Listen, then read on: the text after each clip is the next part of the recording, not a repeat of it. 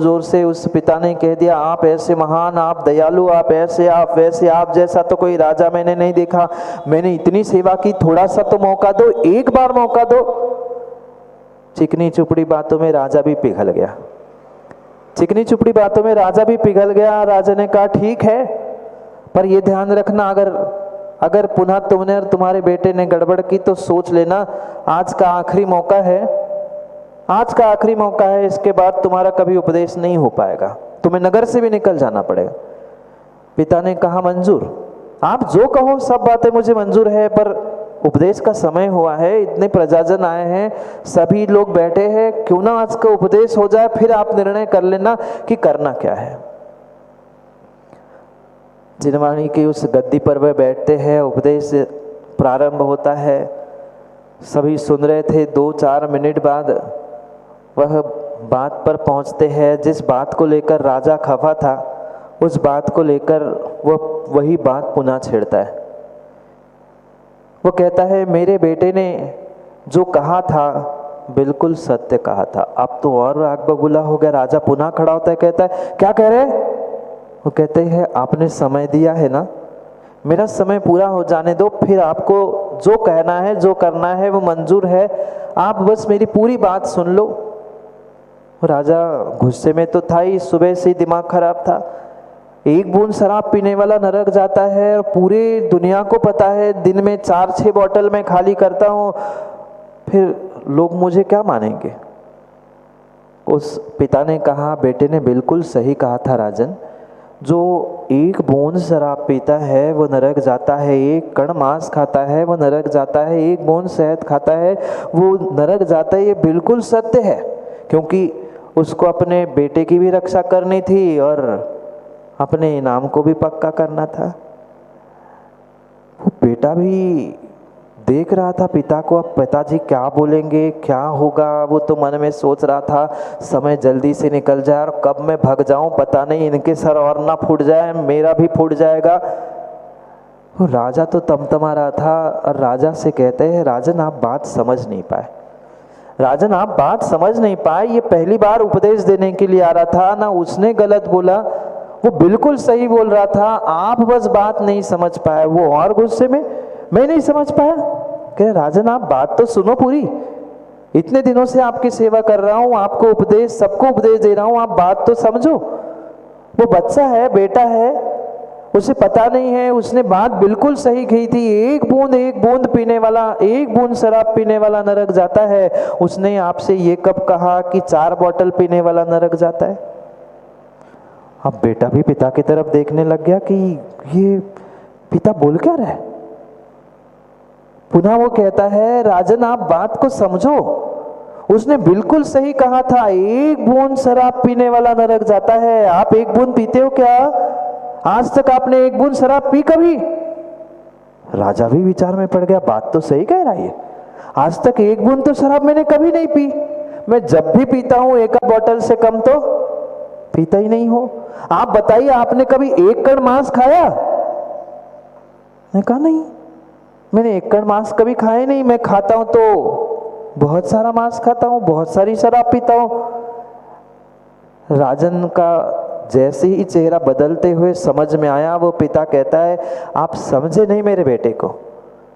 आज के युग का ये बेटा है, आधुनिक युग का बेटा है, वो आपको यही समझाना चाहता था कि एक बूंद पीने वाला, 1 कण खाने वाला नरक जाता है। आप थोड़ी नरक जाओगे, आप एक बूंद पीते ही नहीं हो, आप 1 कण खाते ही नहीं हो, तो ये आपके लिए थोड़ी कह रहा था, जो ऐसा कहते उनके लिए कह रहा था। वो राजा इतना खुश हो जाता है, इतना खुश हो जाता है, सिंहासन से उठता है और उस पिता को कहता है, खड़े हो जाओ, और उसको गले लगा के कहता है, उपदेष्टा ऐसा होता है, देख बेटा तू सीख ले थोड़ी पिताजी से।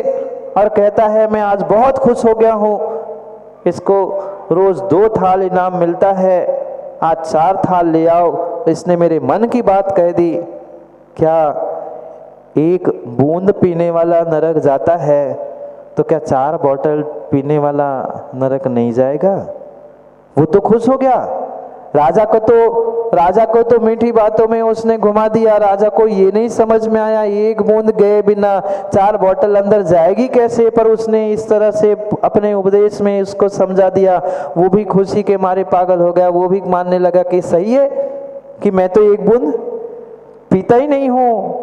पर ज्ञानियों ध्यान रखना, 4 बॉटल शराब की पीना और 1 बूंद शराब की पीना बराबर फल है। जब 1 बूंद नरक ले जा सकती है तो फिर जो 4 बॉटल शराब की पी रहा है उसकी क्या स्थिति होती होगी, क्या स्थिति होती होगी। आज का इंसान भी, आज का व्यक्ति भी यही सोचता है कि हम जो भी करेंगे बहुत बड़ा करेंगे, और बहुत बड़ा पाप करने से नरक जाना पड़ता है। बहुत बड़ा पाप करने से ज्ञानियों नरक नहीं जाना पड़ता। छोटा सा भी पाप करोगे, 1 बूंद भी शराब पियोगे तो नरक जाना पड़ेगा। फिर 1 बूंद शराब पीने वाला नरक जाता है। तो राजा को विवेक भूल गया था कि 4 बॉटल पीने वाला कहाँ जाएगा।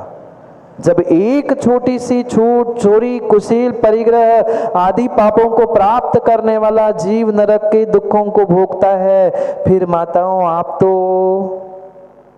बोलो ना, इतना सा भी पाप नहीं करते ना। मैं भी यही कह रहा हूं, 1 बूंद, एक छोटा सा पाप करने से नरक जाना पड़ता है। आप लोग कहाँ करते हो? आप नहीं जाओगे ना नरक? जाना है क्या? बोलो ना वैभव भाई, जाना है? नहीं जाना। क्यों जाओगे? छोटा सा पाप करने वाला जाता है, 1 बूंद शराब पीने वाला जाता है। भूल मत करो, भूल मत करो, भूल मत करो। 1 भूल करने वाला, 1 पाप करने वाला, 1 पाप करने वाला नरकों के दुखों को सैकड़ों, हजारों, सागरों पर्यंत दुख भोगता है। फिर ज्ञानियों जो जीवन भर 5 पापों में लिप्त है, उसकी क्या स्थिति होगी? स्वयं विचार करना, स्वयं विचार करना। 1 बूंद शराब इतनी घातक है, 1 बूंद जहर इतना घातक है। जो जहर पी रहा है, क्या उसको आवश्यकता है 1 लीटर जहर पीने पे मृत्यु हो? मृत्यु को प्राप्त करने वाले, खुदकुशी को करने वाले जीवों को क्या जरूरी है माँ 1 लीटर वह जहर पीने से ही मृत्यु हो? 1 लीटर नहीं, जहर मात्र चख भर ले तो भी जहर का स्वाद बताने आएगा कोई? नहीं आ सकता, नहीं आ सकता, नहीं आ सकता। बिल्कुल बिल्कुल ज्ञानियों ऐसा ही है। तुम छोटा बड़ा मंझला कैसा ही पाप करो, पाप का फल तुम्हें पूर्ण रूप से नरकों में परिपूर्ण रूप से मिलेगा, कम किसी का भी नहीं है। पर आज व्यक्ति यही सोचता है, मैंने किसी पंचेंद्रिय को मार दिया, किसी इंसान का खून कर लिया, यही मर्डर, यही खून, यही हिंसा नहीं है। तुमने छोटे छोटे छोटे क्षुद्र जीवों की भी विराधना की है, ये भी हिंसा ही है, ये भी हिंसा है। आप किसी कारणों से, किन्हीं कारणों से झूठ बोल देना, पर झूठ झूठ ही है, चोरी चोरी ही है, कुशील कुशील ही है, और परिग्रह परिग्रह ही है। ये पाप पाप ही है। कम से कम आज इन पापों को पाप समझो, कम से कम पापों को पाप समझो। आज भूल को समझो, आने वाले समय में कहीं न कहीं इन पापों से बचने का प्रयास आप स्वयं से करोगे।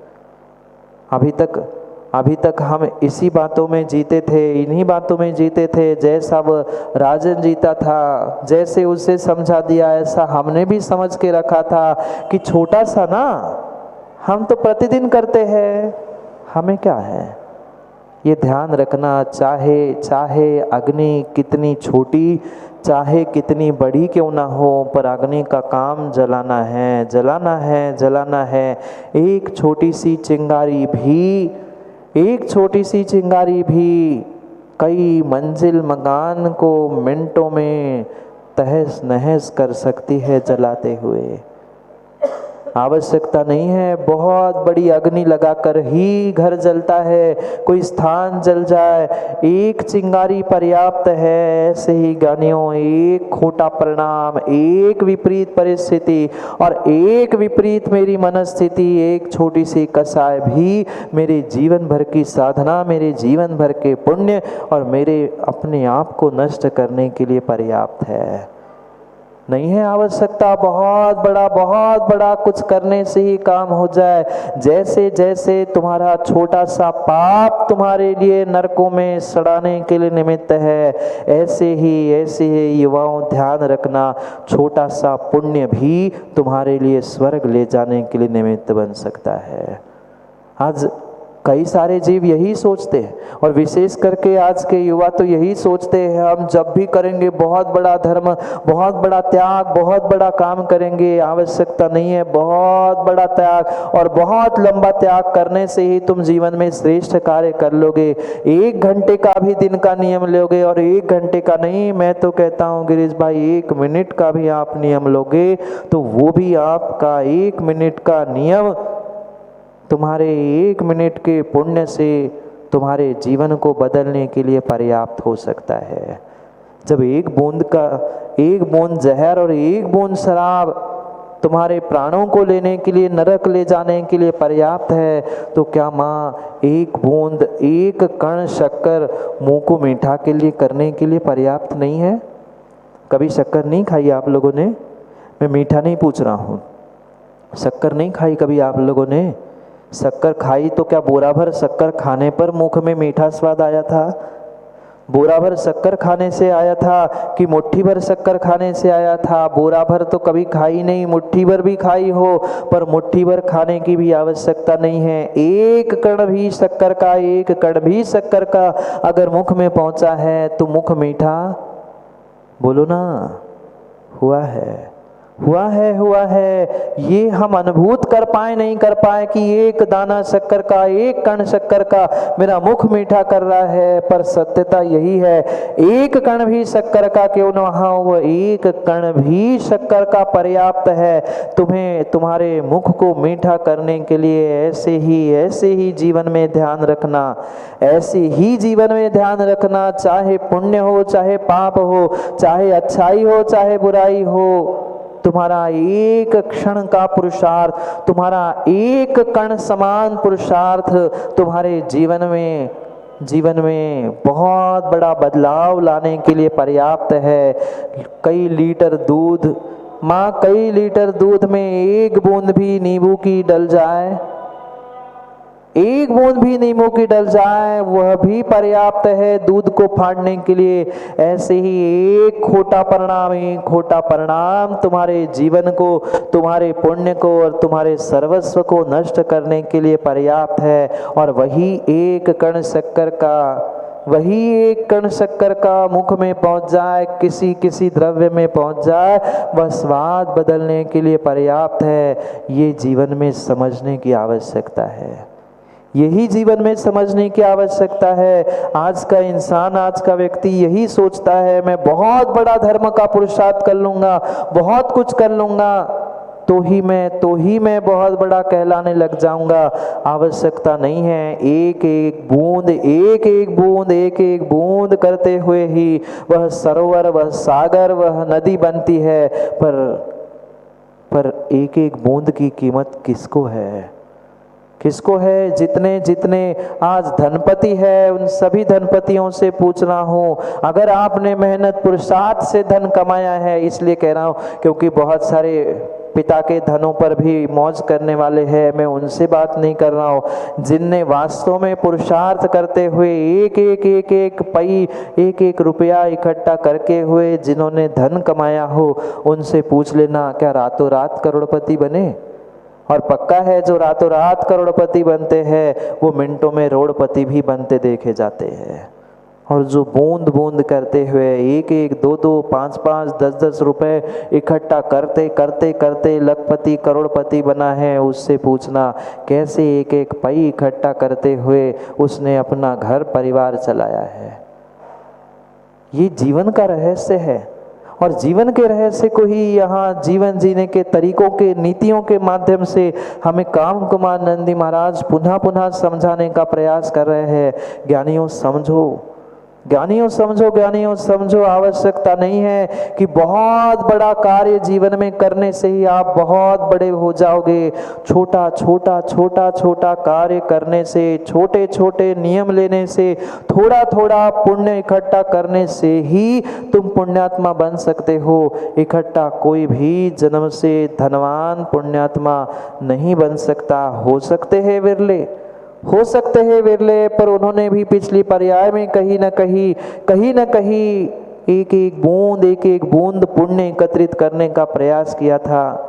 जैसे जैसे घर में वह माँ सब्जी खरीदने जाते हैं आप लोग कभी?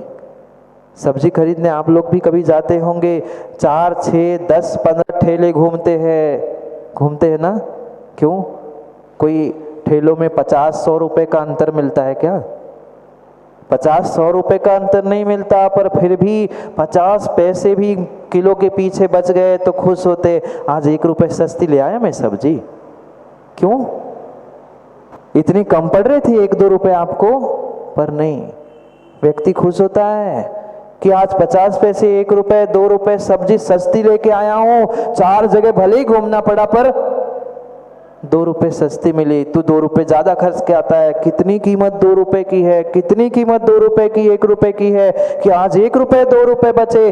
कभी जीवन में हमने अपने ऐसे पुण्य के बारे में सोचा कि चलो आज 24 घंटे में मैंने गुस्सा नहीं किया, कितना पुण्य एकत्रित किया। चलो 5 मिनट में हमने एक माला नमोकार की फेर ली, कितना पुण्य एकत्रित किया। कभी ऐसा हिसाब किताब लगाया? नहीं लगाया। इसीलिए जीवन में हम आज तक कोई बड़ा काम कर ही नहीं रहा है, क्योंकि छोटा काम जहाँ से प्रारंभ होता है वही बड़े तक पहुँचने के लिए, वही बड़े कार्यों तक पहुँचने के लिए निमित्त बनता है। पर हमें सब कुछ बड़ा और बड़ा ही दिखता है। बड़ा बनने के लिए माँ छोटी दाल नहीं बड़ा बनाते ना, घर में बड़ा नहीं बनाते, दही बड़ा खाना नहीं, मैं बड़े की बात कर रहा हूँ। वो बड़ा भी बड़ा तब बना था, छोटी छोटी दाल इकट्ठी की थी, कई दिन से कई घंटों से मेहनत की थी, तब वह भोजन का बड़ा भी बना था। जीवन में भी अगर बड़ा बनना है तो ज्ञानियों छोटे कार्यों से अपने जीवन में अपने उस पुण्य को संग्रहित करने का प्रयास करना।